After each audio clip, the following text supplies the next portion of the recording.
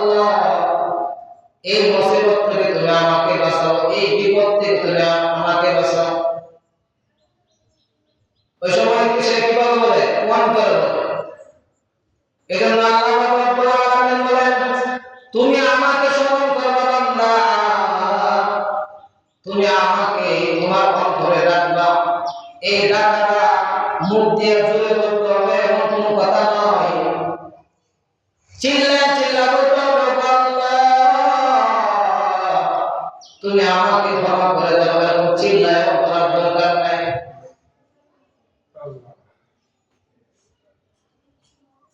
চিল্লায় কেন বলে নাই? আল্লাহ পৃথিবীর মধ্যে এমন কিছু বান্দা আল্লাহ তাআলা সৃষ্টি করেছেন যারা ভূমিষ্ঠ হওয়ার পর থেকে কোনোদিন মুখে উচ্চারণ করে কথা বলতে পারে না।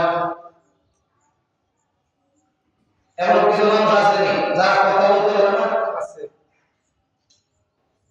যদি আল্লাহ জোরে বলে কথা শুনে আর আস্তে বলে গোপনে বলে কথা না শুনে, তাহলে ওই দুবার কথা কিভাবে শুনবে?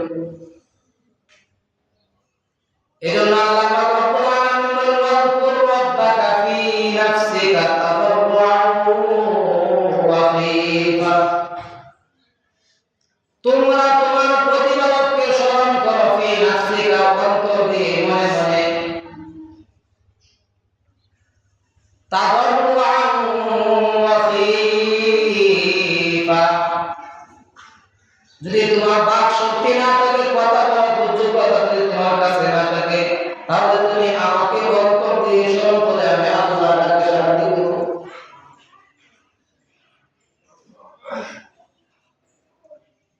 দুনার জানে আওয়াজ ছাড়া তুমি আমাকে ডাকো বান্দা। আওয়াজ ছাড়া মুখে উচ্চারণ করা ছাড়া যদি তুমি বান্দা আমাকে স্মরণ করো, ওই ডাকো আমি আল্লাহ, তোমার ডাকে আমি আল্লাহ সাড়া দিব। দুনার জাহান চিৎকার করে